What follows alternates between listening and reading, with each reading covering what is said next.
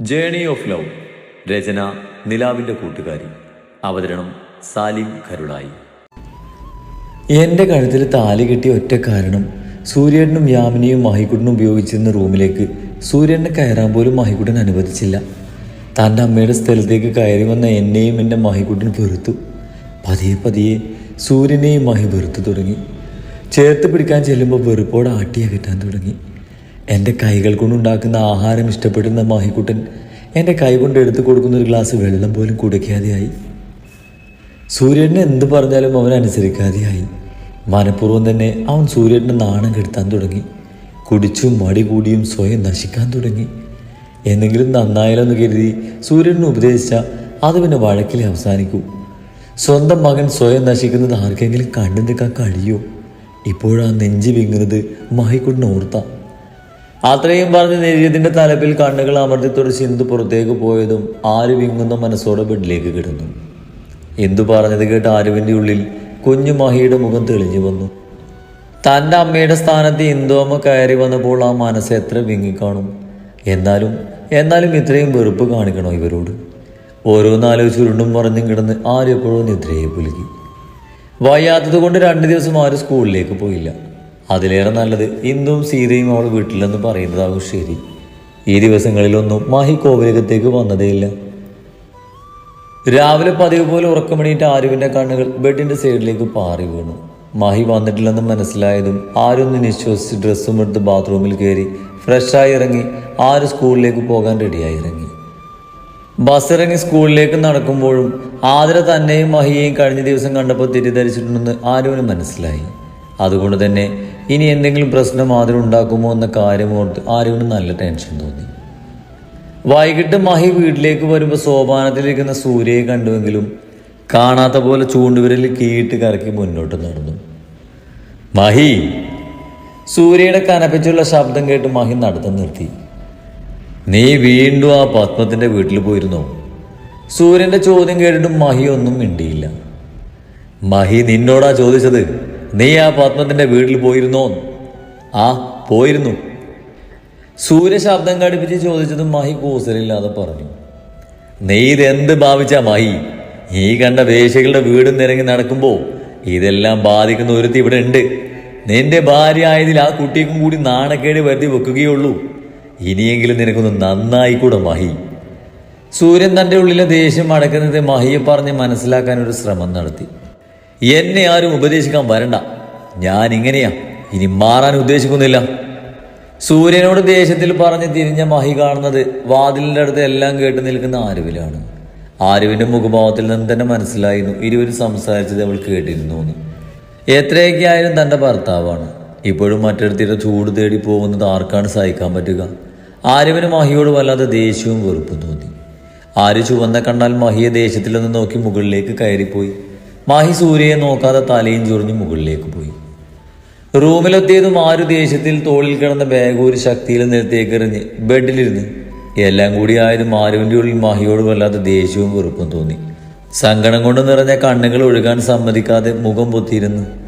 ഇന്നുണ്ടായതും കേട്ടതുമെല്ലാം മനസ്സിലേക്ക് വീണ്ടും തികട്ടി വന്നതും ആരുവിൻ്റെ ഉള്ളിൽ അഗ്നി തന്നെ പുകഞ്ഞുകൊണ്ടിരുന്നു. അരുചി! മഹി റൂമിലേക്ക് വന്ന് ആരുവിൻ്റെ ഷോൾഡറിൽ പിടിച്ചുകൊണ്ട് ചോദിച്ചതും ആരു ദേഷ്യത്തിൽ മഹിയുടെ കൈകൾ തട്ടിമാറ്റി മഹി രൂക്ഷമായി നോക്കി. എന്താടി, എന്താ നിന്റെ പ്രശ്നം? ആരുവിൻ്റെ ദേഷ്യത്തോടെയുള്ള നോട്ടവും അവളുടെ കലങ്ങിയ കണ്ണുകളും കണ്ട് മഹി ചോദിച്ചു. നിങ്ങളാ എൻ്റെ പ്രശ്നം. ശരിക്കും നിങ്ങളൊരു ചെകുത്താൻ തന്നെയാണ്. നിങ്ങളുടെ സന്തോഷം മാത്രമാണ് നിങ്ങൾക്ക് വലുത്. മറ്റുള്ളവരുടെ ഫീലിങ്സിന് നിങ്ങൾക്ക് പുല്ല് വിലയാ. ആരു ബെഡിൽ നിന്ന് എണീറ്റ് മഹിക്ക് നേരെ ചീറി അവൻ്റെ ഷർട്ടിൽ കുത്തിപ്പിടിച്ചുകൊണ്ട് പറഞ്ഞു. ആരുചി, നീ എന്തൊക്കെയാ ഈ പറയുന്നത്? ഇതിന് മാത്രം ഞാൻ എന്ത് ചെയ്തെന്നാ? ആരു പറഞ്ഞത് മനസ്സിലാകാഞ്ഞിട്ടെന്ന പോലെ ഷർട്ടിൽ നിന്നും അവളുടെ കൈകൾ അയച്ചുകൊണ്ട് മഹി ചോദിച്ചു. നിങ്ങൾ ഒന്നും ചെയ്തില്ലേ? എനിക്ക് നിങ്ങളെ ഇഷ്ടമല്ലായിട്ടും എന്തിനാ നിങ്ങൾ എന്നെ വിലക്കെടുത്തത്, നിങ്ങളുടെ ഭാര്യയാക്കിയത്? എനിക്ക് ഇഷ്ടമല്ല നിങ്ങളെ. വെറുപ്പാ എനിക്ക് നിങ്ങളോട്. ഈ കുരുക്കെന്റെ കഴുത്തിൽ ഇട്ടതോടെ ശ്വാസം മുട്ടിയാ ഞാൻ ജീവിക്കുന്നത്. ഇനിയെങ്കിലും എനിക്കിതിന് സ്വസ്ഥത വേണം. പോയി തന്നൂടെ തനിക്ക് എൻ്റെ ജീവിതത്തിൽ നിന്ന്. ഇങ്ങനെ മറ്റുള്ളവർക്ക് കൂടി നാണക്കേടുണ്ടാക്കാൻ നിൽക്കാതെ പോയി ചത്തൂടെ തനിക്ക്. ആരു ദേഷ്യം നിയന്ത്രിക്കാനാകാതെ കരഞ്ഞുകൊണ്ട് മഹിയുടെ നെഞ്ചിലേക്ക് അടിച്ചുകൊണ്ട് പറഞ്ഞതും മഹി ചുവന്ന കണ്ണോട് ആരുവിനെ നോക്കി അവളെ തന്നീന്ന് മാറ്റി നിർത്തി. പ്രിയപ്പെട്ടവളിൽ നിന്നുള്ള വാക്കുകൾ അസ്ത്രം കണക്കെ മഹിയുടെ നെഞ്ചിൽ തറച്ചു കയറിയതും ബൈക്കിൽ കയറി തകർന്ന മനസ്സോടെ എങ്ങോട്ടൊന്നില്ലാതെ അവൻ മുന്നോട്ട് ഓടിച്ചു.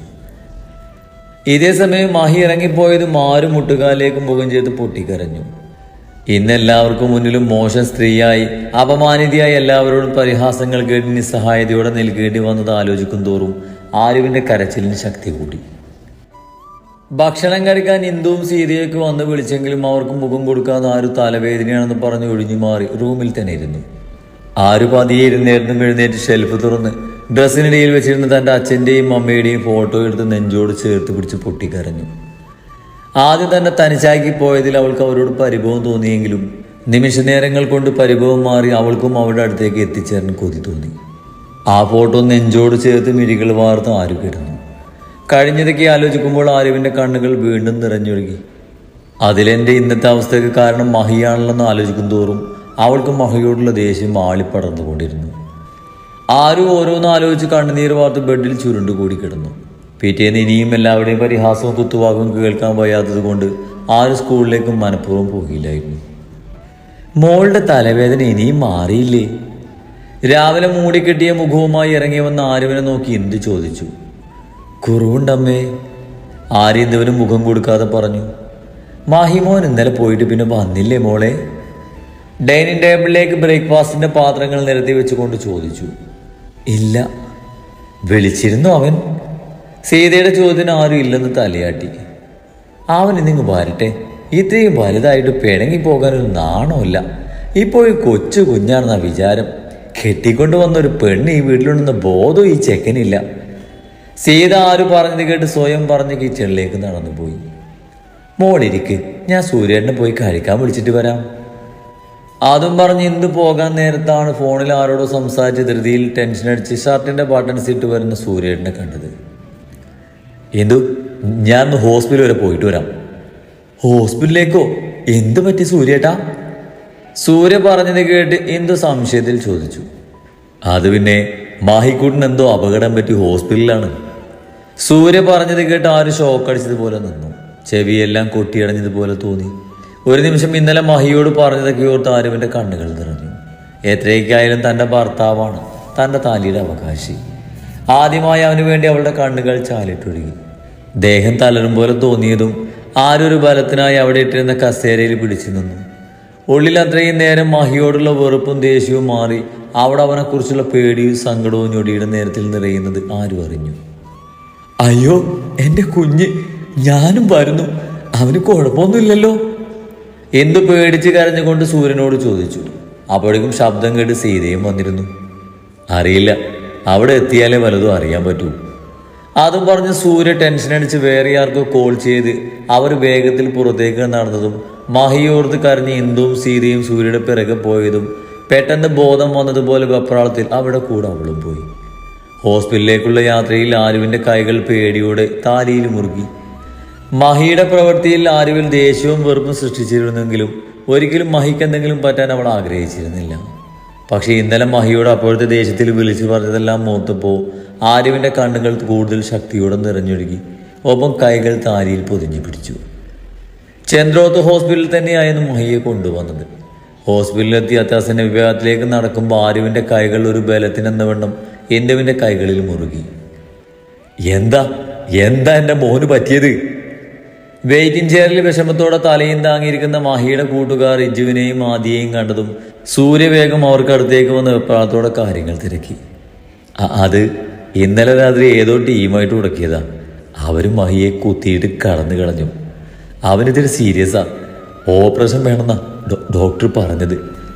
ഇജ് പതിയെ കാര്യങ്ങൾ പറഞ്ഞതും അവർ പറഞ്ഞത് കേട്ട് സൂര്യ സങ്കടത്തോടെ തലയിൽ താങ്ങി വെയിറ്റിംഗ് ചെയറിലേക്ക് ഇരുന്നു. എതിരെയൊക്കെ വഴക്ക് പറയുമെങ്കിലും തമ്മാടിത്തരം കാണിച്ച് നടക്കുമെങ്കിലും അയാൾക്ക് തൻ്റെ മകൻ അത്രക്ക് പ്രിയപ്പെട്ടതായിരുന്നു. അതുകൊണ്ട് തന്നെ ഇന്നും അവൻ്റെ അവഗണന ആ മനസ്സിൽ തീരാൻ നോവായി നിൽക്കുന്നുണ്ട്. ഒരു നിമിഷം സൂര്യൻ്റെ നോട്ടം ആരുവിൽ ചെന്ന് നിന്നു. താലിയിൽ മുറുകെ പിടിച്ച് കണ്ണുനീർ വാർത്ത് നിൽക്കുന്നവളെ കൂടി കണ്ടതും അയാൾക്ക് നെഞ്ചിൽ വല്ലാത്ത ഭാരം തോന്നി. ഓപ്പറേഷൻ തിയേറ്ററിന് മുന്നിൽ അക്ഷമയോടെ കാത്തു നിൽക്കുമ്പോൾ ആദ്യമായി ആരോവിന് വേണ്ടി ദൈവത്തോട് പ്രാർത്ഥിച്ചു. ആഗ്രഹിക്കാതെ കിട്ടിയ താലിയാണെങ്കിലും അതിപ്പോൾ തന്നിൽ നിന്നും അടത്തി മാറ്റുന്നത് പോലും ചിന്തിക്കാൻ അവൾക്ക് പറ്റുന്നുണ്ടായിരുന്നില്ല. എത്ര തെമ്മാടിയും കുടിയനൊക്കെ ആണെങ്കിലും തനിക്ക് നീ ലോകത്ത് സ്വന്തമെന്ന് പറയാൻ മഹി മാത്രമാണുള്ളത്. ആ നെഞ്ചിൻ ചൂടിലും കൈകളിലും താൻ സുരക്ഷിതയാണെന്ന് ഓർത്തതും ആരുവിൻ്റെ മനം അവനായി കേണു. മണിക്കൂറുകളുടെ കാത്തിരിപ്പിന് ശേഷം ഓപ്പറേഷൻ തിയേറ്ററിൽ ഡോർ തുറന്ന് ഡോക്ടർ പുറത്തേക്ക് ഇറങ്ങിയതും എല്ലാവരും പ്രതീക്ഷയോടെ ഡോക്ടറെ നോക്കി. ഡോക്ടർ എൻ്റെ സൂര്യ ഡോക്ടറെ കടന്ന് വിവരങ്ങൾ അറിയാനുള്ള വ്യഗ്രതയിൽ ചോദിച്ചു. വയറിലായിട്ട് ആഴത്തിലുള്ള മുറിവായിരുന്നു. ഇങ്ങോട്ടെത്തിക്കുമ്പോഴേക്കും ഒരുപാട് ബ്ലഡ് ലോസ് വന്നിരുന്നു. സർജറി ഏതായാലും സക്സസ് ആണ്. പിന്നെ ബോധം വന്നാലേ ബാക്കി കാര്യങ്ങൾ പറയാനാകും. പിന്നെ സാറിൻ്റെ മകനായതുകൊണ്ട് ഇതുവരെ പോലീസിൽ അറിയിച്ചിട്ടില്ല. ബോധം വന്നാൽ അവരെ ഇൻഫോം ചെയ്തെടുക്കാൻ പറ്റത്തില്ല. ആ കാര്യങ്ങൾ ഞാൻ നോക്കിക്കോളാം. എനിക്കെൻ്റെ മകനെ തിരിച്ച് കിട്ടിയാൽ മതി. സർജറി കഴിഞ്ഞതേ ഉള്ളൂ. അപകടനില ഇതുവരെ തരണം ചെയ്തിട്ടില്ല. We all pray for the best. അത്രയും പറഞ്ഞ് സൂര്യയുടെ തോളിൽ തട്ടി ഡോക്ടർ പോയതും വീണ്ടും എല്ലാവരിലും നിരാശ മൂടി.